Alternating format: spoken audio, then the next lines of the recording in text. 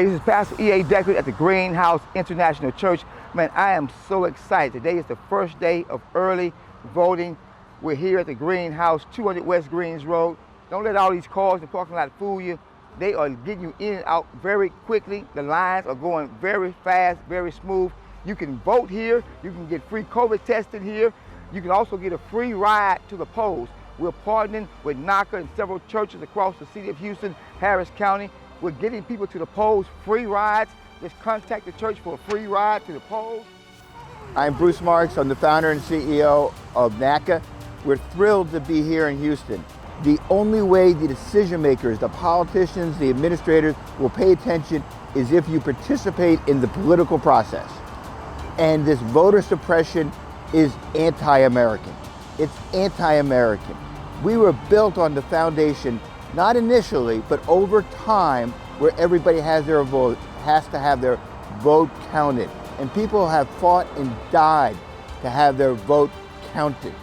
So the least we can do with NACA is to support the initiative to get people's vote counted.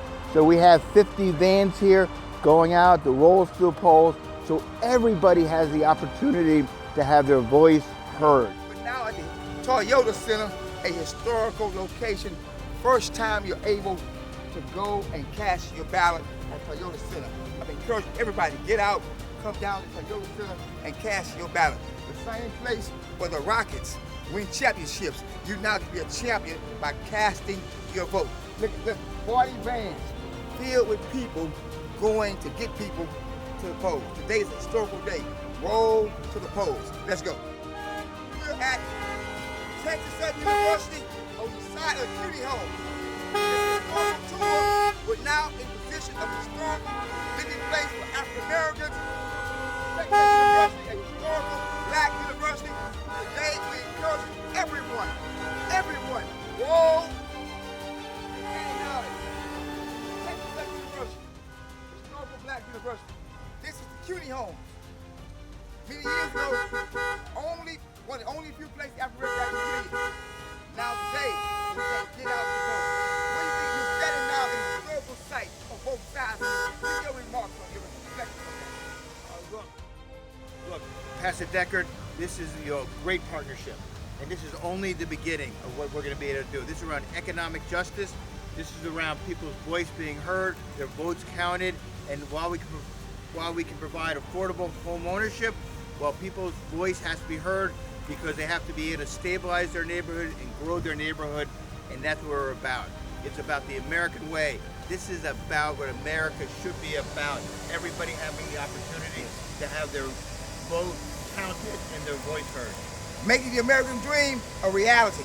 We're going to make this happen. No more talking about it, let's be about it. Get out and vote, and let's go forward. Exercise your right to vote. Transportation will not be a limitation. We're transporting over 50,000 people in Harris County to the polls and over 150,000 across America, in Florida, in Georgia, in Texas. Our goal is to transport 150 plus thousand to the polls. Transportation not a limitation. Roll to the polls. Come out with us everywhere. Everyone, welcome and thank you for attending. This is our Get Out to Vote initiative. I am Angie Ned Thibodeaux. You can call me Angie Thibodeaux. I am president of the Acres Home Super Neighborhood Council, president of Deckard Women, and national consultant for Neighborhood Assistance Corporation of America. We are here today for a monumental event. We are here today because today we make history. Today is the day that we mobilize 50 vans across the city of Houston and Houston proper. Why? Because there was a proclamation put in place that said that they were going to suppress votes, even though it didn't say suppress votes. We know what that meant. However, our answer to the call was that in order to get our seniors and anyone access to going to the polls, we had to create a way or a mode of transportation. Today, we have done that. Today, we mobilize people to go vote. Today is the day we had an answer to the call, and our call to action was vote, get out to vote by any means necessary, and we've done a great job of putting 40 to 50 vans across the city of Houston. And the good thing about it is there's no reason for not having access to the resources, because what we believe in is having access, awareness, and change. Because when you're made aware of something and provided with the resources and access, what does it do? It brings about change. So today, not only did we bring forth awareness, not only did we bring forth the access, but we also brought forth change. And if you ever wanted to be a part of history, being here today is being a part of history. So give yourselves a round of applause for being a part of history. Look behind me. Are we woke?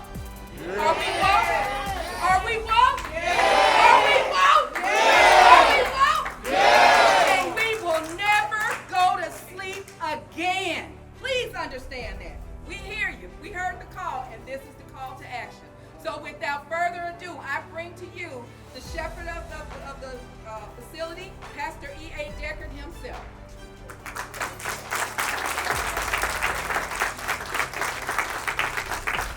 As I began to expand, I won't be long at all.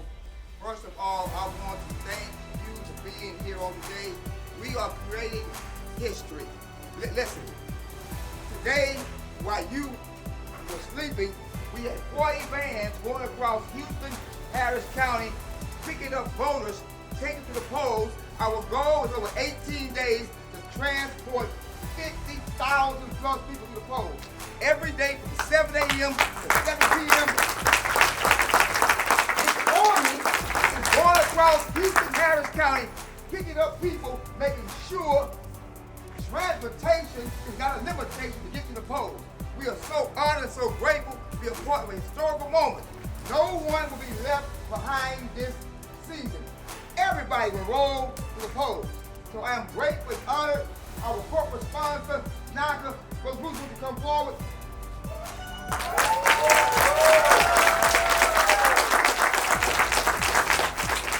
I asked him a question in private, because he's a very wealthy man. Are you afraid that your people will say you give too much to my people? And he said, I'm not afraid of doing the right thing. And at some point in time, it's not about black or white, it's about good and bad. And if we come together to make us good, I promise you, we can run all the bad out. We can vote the bad out, we can run the bad out, and together we're going to get everybody to the poll. It's time for a change. Amen. I was asked a question, who are you going to vote for? Who you support? I support those who are going to make sure the Greens Point community, the Fifth Ward community, the Acres Home community, the Sunnyside community, the City Gas community, that every community that looks like me and smells like me will have a chance to grow up and be the American dream. We do it together collectively. So let's put our differences aside. Let's force everybody to the polls. Roll to the polls. Economic justice organization. Then you have to make sure that people's voices are heard. You can be a homeowner, but if your voice is not heard, the services that you need within your neighborhood are not provided. The quality schools you need for your children to go to are not provided. Safety in your neighborhood is not provided. And so you have some landlords who are not addressed and made accountable. So that's why we are doing this. So if we need to make sure that everybody has an opportunity to have their voice counted and their vote counted and their voice heard. But we're also... When you have the power to decide your quality of life for yourself and for future generations, you have an opportunity to stand up and voice your opinion for the issues that matter to you most. Who we decide to vote for is going to determine our taxes, our school funding, infrastructure, job opportunities, health care, and on and on and on and on and on. So we're all a work in progress is what I'm trying to say. Our politicians are a work in progress. Our candidates are a work in progress. This country is a work in progress. We all are a work in progress. Faith in the goodness of our people. And so I want you to know that one vote can put you in housing, working with nothing. One vote can change the attitude so that police and people work together. One vote can determine where you live. No redlining, one vote. One vote can say that the system of social injustice can be turned to social justice. One vote. One vote for those who are laughing at climate change can get people to understand what is happening in Lake Charles and what is happening on the coast of Louisiana, what's happening on our coast. One vote can understand Katrina or Hurricane Ike. One vote. And one vote can say that I see no color. I believe in the healing of this nation. And I believe that the life of my brother, he is my brother, Brother George Floyd, whose birthday is tomorrow. I'm saying is, because he lived. He lived. His birthday is tomorrow. And what I want you to know is that there's somebody here, or the thousands that come to Naka, Angela and Ruth, came in there with pain, had no place to live, might have been living with this one or that one, living in a car, but had resources, but couldn't get it all together. And we changed their pain. This family lives with pain. They have not rested yet. When you rest, you have to be able to just get quiet, get away from people. They have not rested because it is their challenge to use the tools and the pain that they have, the protesters in the street, to turn them to votes for America.